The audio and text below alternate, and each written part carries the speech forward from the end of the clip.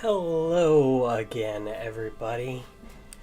Welcome back to the stream. I want to apologize that I wasn't live last week. I had a little bout of illness and couldn't make it, but hopefully we'll keep this thing rolling on at least once a week, every week, barring any emergencies. But I wanted to apologize first and foremost that I wasn't here last week, as I fully hoped to be. So I'm not going to spend too much time kind of here. We're going to get everything started in just another minute or so. I've got the game all loaded up and ready to go, and we're going to be hopping right into everything. Let me turn down the tunes just a tiny bit. Make sure that everything balance-wise is all nice and good. That should be alright. I know the things are a little bit quieter. Things are a little bit quieter for the music, but just want to make sure that balance is good. So, as I recall, the last time we played, we had kind of just finished fighting against Vey, and we had gotten engaged in war against the Volsky down south in Latium. They had attacked our little ally or buddy in the Herniki, and they're gone. So we're going to be picking up the story there in just a moment. So, without further ado, let me switch things over here. Pop us in. There we go. Yeah, so as you can see, let's give a strategic overview of our situation here. We now have the two provinces. We have Roma and we have Vey. Both are entirely under our control. We're at war with the Volsky, who control all of Latium here. And beyond that, we can show diplomatically everybody else is neutral. We're just at war with them. We're going to try and make some more friends this week. I think we can get Tarchuna here maybe to be an ally or something like that. Maybe not a full ally, maybe just a defensive ally, but that will really help us to kind of achieve our aims and really keep our northern frontier secure. We've got on the political front here,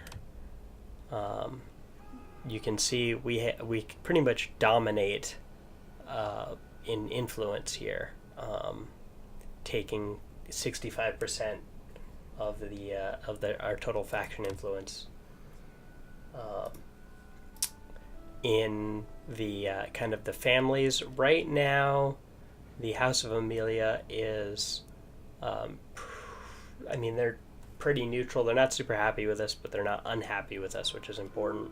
The House of Lycinia is very unhappy with us because their faction leader died in battle, which was deliberate because we didn't want him. His negative trait was going to make them trouble to begin with.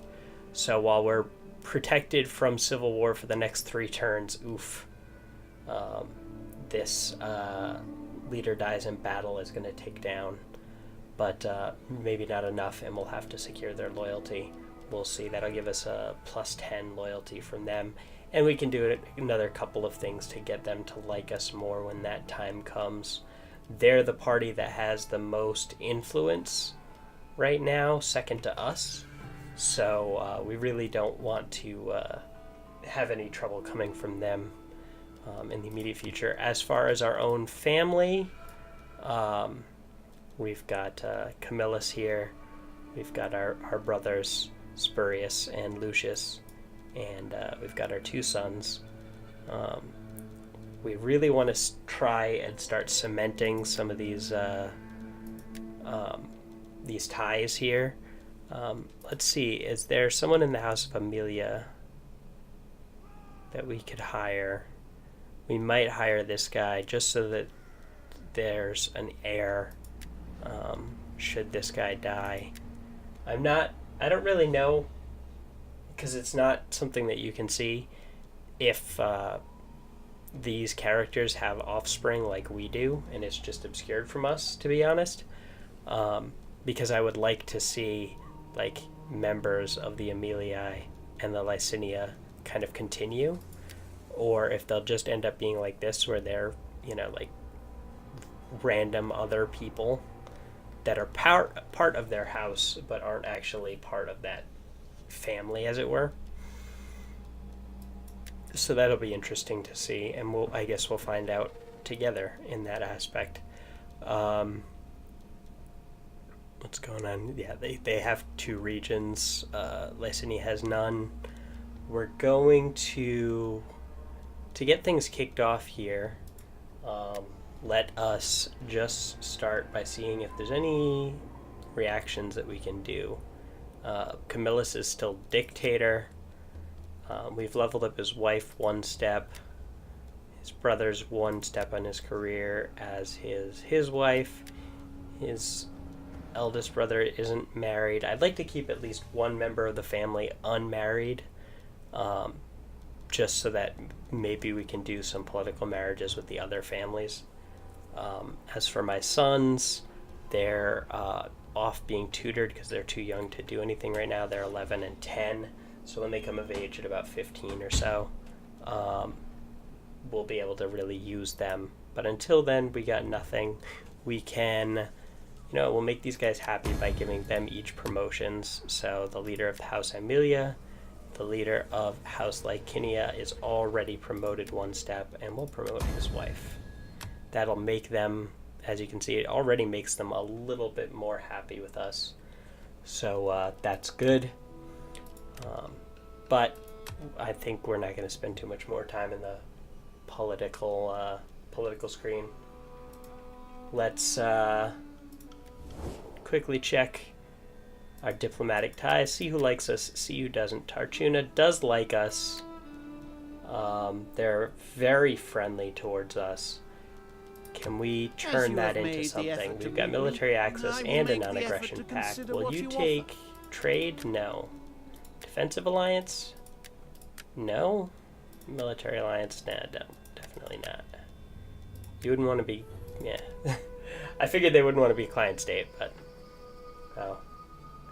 If I'm going to be doing this, I should stay down here. I might, I'm going to interrupt this for just a second. I might, just to look at you guys. So I'm thinking of maybe getting, while I like the idea of having 2 scenes, one for the campaign map that has me up here above the mini map, and one kind of for other scenes where it does, I kind of, basically I want to keep my head out of the UI as much as possible, but switching back and forth is requires quite a bit of attention that I'm not sure that I have. So we're gonna keep going with this for now, but it may be going away and sticking with just down here, because my trying to bounce back and forth between the scenes is going to kind of take away from my playing of the game and interacting with you. So I don't want that to happen. But anyways, let's see. So with Tarchuna here, he really doesn't want anything from us. Naples, would you like... Be welcome. You know what? I'm not going to go with the non-aggression pact, because getting too friendly with Naples makes the Sam Knights hate us. They're already unfriendly towards us. So let's wait on that. The Sabines, however, we've got a non-aggression pact. Speak, for you can have we my get attention military access?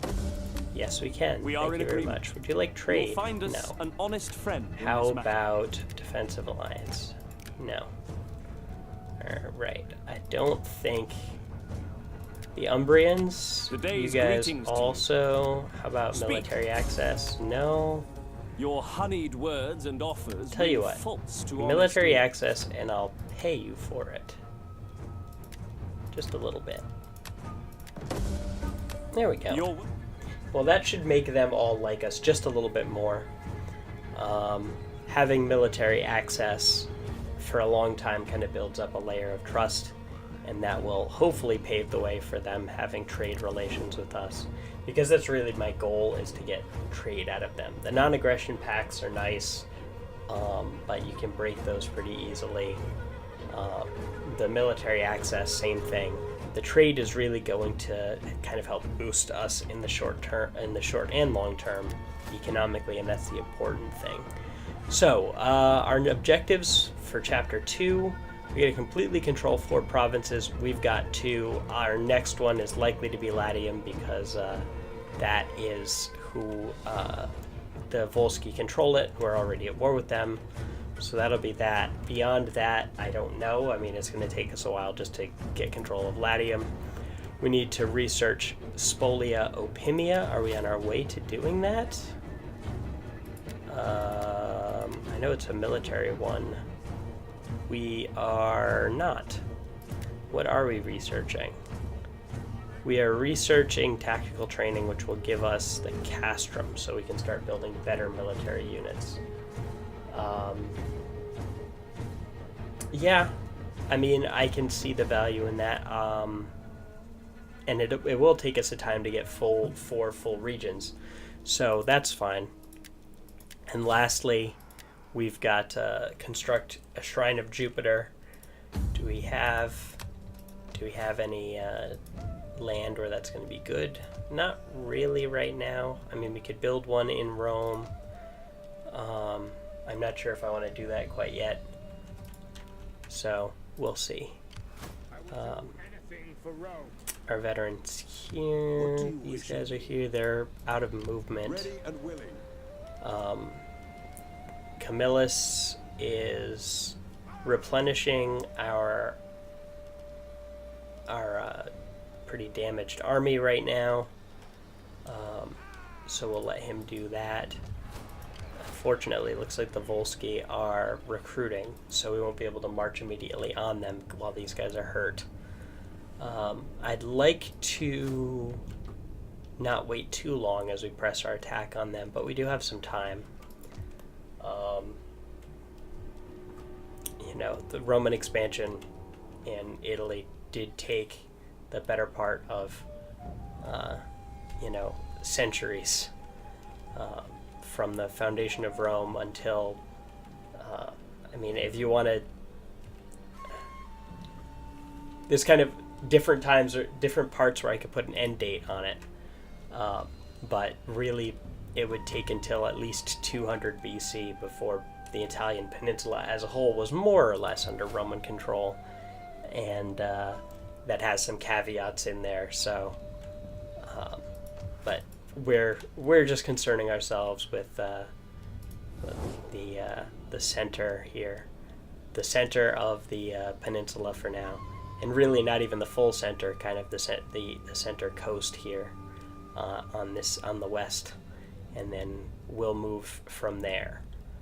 And then at some point when we transition into the Grand Campaign, where we want to kind of make it seamless, so whatever we take over here will kind of like flow into the Grand Campaign. Now I'm thinking what we might do is we might use this map, the Rise of the Republic map. We'll use this to cover things down to the end of the First Punic War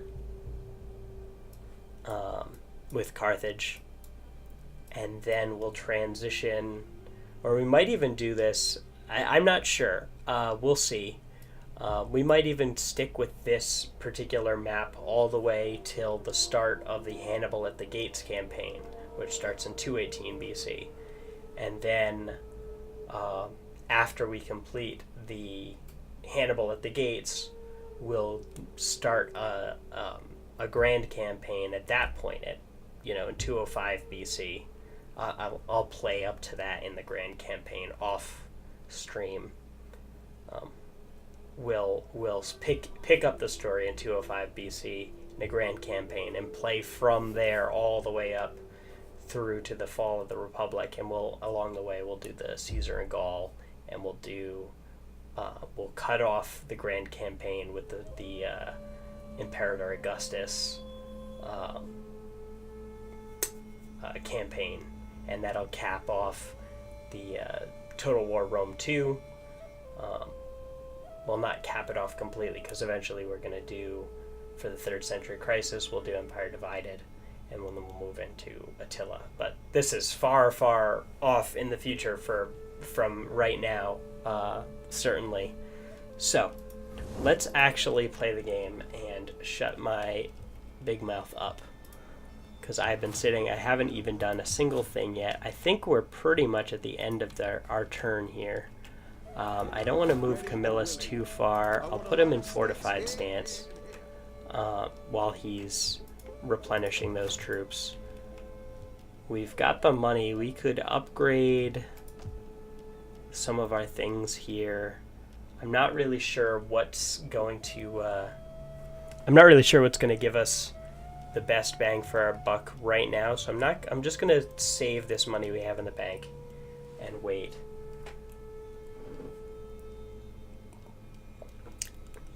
We can afford to spend a couple of turns. I mean, we're still making decent income. And are we taxing? Yeah, we're taxing both regions. So we're doing okay. So let's end the turn and let things play out.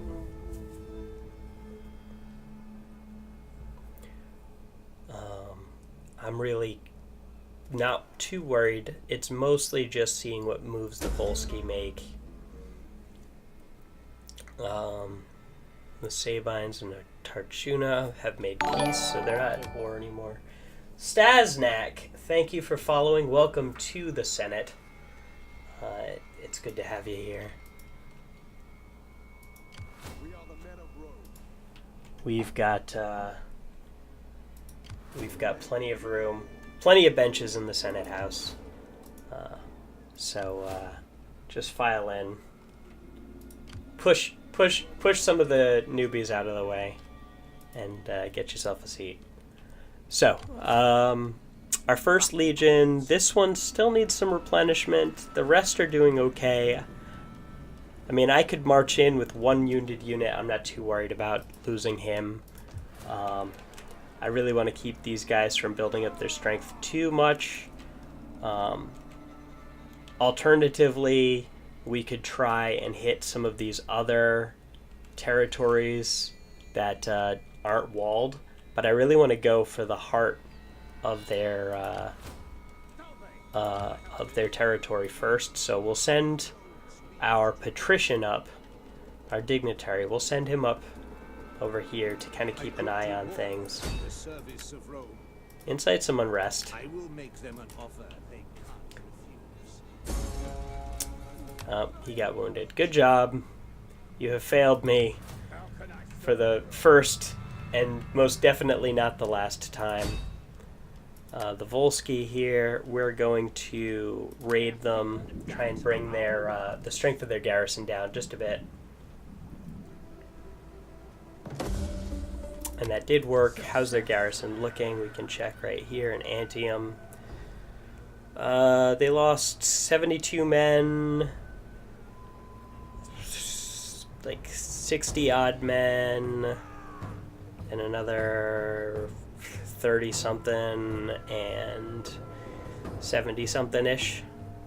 So that's not too bad. I mean, they still, between the army they have here and here, plus their garrison, it's going to be a tough fight for my stack of units. I'm not entirely confident, but looks like from what few units I can see, they've got mostly garbage.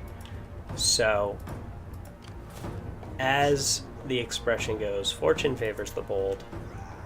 We're gonna move on in. We're gonna besiege.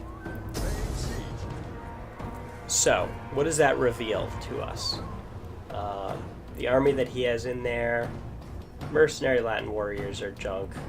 Italian slingers are fine, but native Latin spearmen, garbage. Italian spearmen, garbage. Latin tribesmen are below garbage. Italian swordsmen, not that great. So really just his general's unit is the threat here. The garrison army, it's all rubbish. Their fleet is skirmishers, which are kind of a pain, but we can deal with cavalry. And this other reinforcing army is mostly garbage. The Velites, I'm not too happy with, but really the Volsky and his general, or his king even. So, this is the sort of thing that I would be willing to take. And what I'm thinking of doing, I will take this as a fight, and try and knock out his reinforcements, but not capture the city. If I can knock out this reinforcing army before it gets into the city, then when I besiege the city for the remainder, we can do that with him in much reduced strength.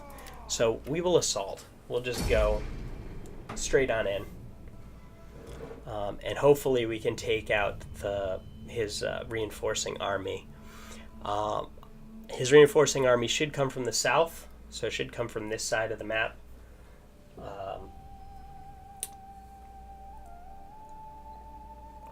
Based on where he was in the campaign map, but that is not always 100%. But I'm going to position my troops to the south and hopefully position myself in between that reinforcement and the city. I can take out the reinforcement all by itself. It's currently raining. That's fine. We'll start deployment. So, let's get all of our troops over here on this side of the city. Just in case you guys drop your siege equipment, but we'll leave it right there. Now I'm not sure where they're going to come in from. The edges of the map, though, is not too wide, so we'll just kind of position ourselves in the center. So let's see here. What have we got?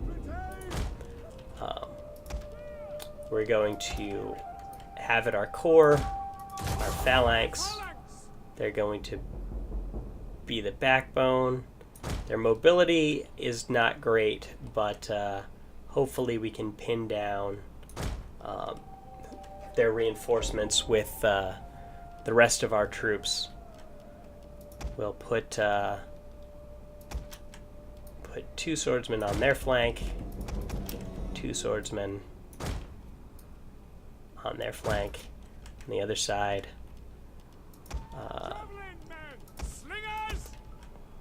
Put our slingers out front, and our cavalry over here. Let's see. Geez, that's a steep hill. That's not even a hill. That is just a... That is... I mean, it is a hill. It's just colossal. Okay, then. So, I'm not too worried about where the cavalry is positioned. They can get anywhere. The gate to enter from this side is down here. There's only 3 gates. There's one here, and one at the top here. I'm going to assume that their army is going to go for this one. But we will just have to see. So we'll start the battle. And we'll see if we can catch those reinforcements. Enemy reinforcements approaching. Yes, as I thought. Alright. So where are they coming in from? Right here. So they're going to try and go for this gate down here. So we really got to get our troops moving quickly.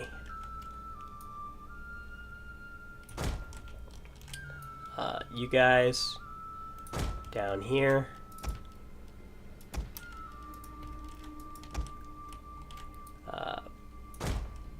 If you can, try and flank them.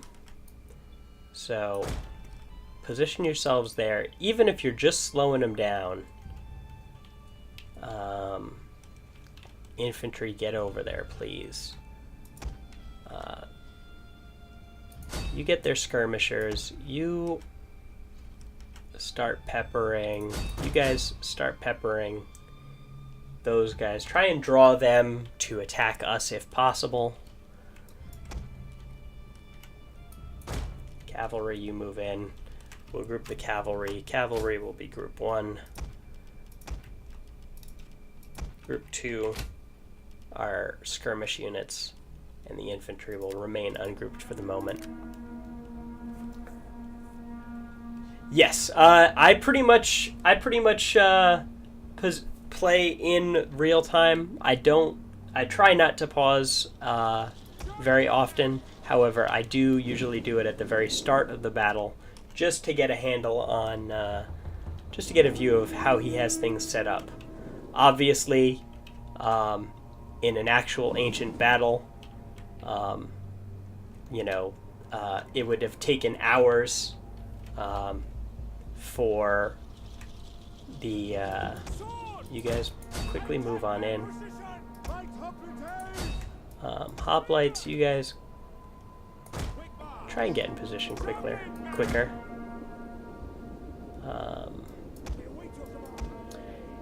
As I was saying, yeah, obviously in a real ancient battle, it would have taken hours for the general is under attack. The opposing sides to actually get into proper formations anyway. So the generals would have plenty of time to actually analyze the formations that their opponents were using. So I feel a few minutes of pausing to see exactly what it is that my enemy is up to is a valid. Who's wavering? Don't you dare. Okay, I suppose you can. Alright, this is turning out to be a battle of the blobs, but you know, if it as long as our blob destroys their blob, I'm not too worried about.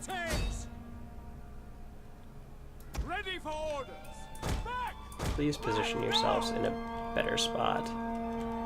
Yeah, this is going pretty well. I mean, really all we're trying to do is mop up these guys so that they can't reinforce. Yes, Caesar was Caesar was renowned for his use of the pause button.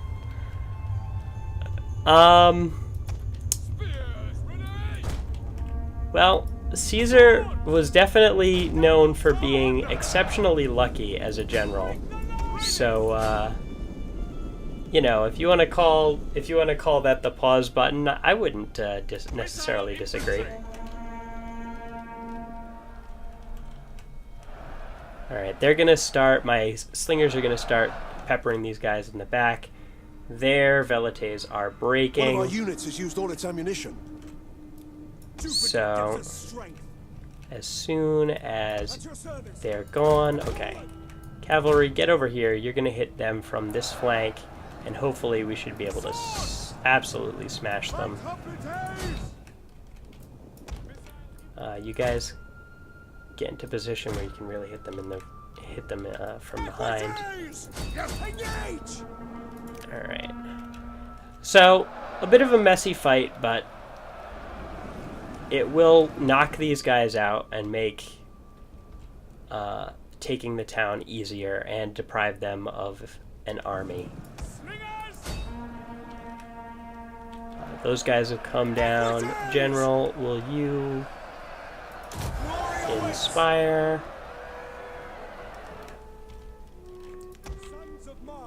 Alright. Wheel around, you're going to hit him again. Missiles awaiting target.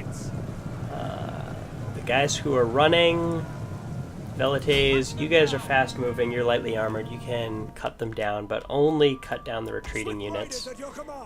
We don't want to lose troops. Don't want to lose troops fighting a unit that has morale. I think it's just their general there. Oh, their general might be breaking too.